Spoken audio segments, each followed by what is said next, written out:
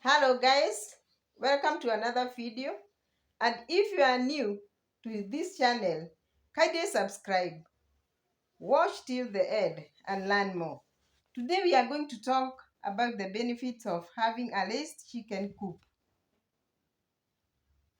So feeding process is easy since the feeding troughs are placed outside.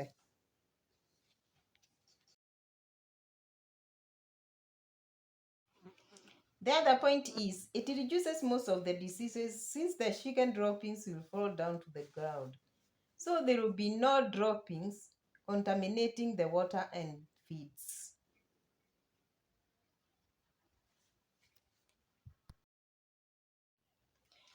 The other point is it is easy to clean. This is because no droppings remains in the coop due to the use of wire mesh. It also prevents high moistures in the coop. It also allows air circulation since the coop is elevated off the ground.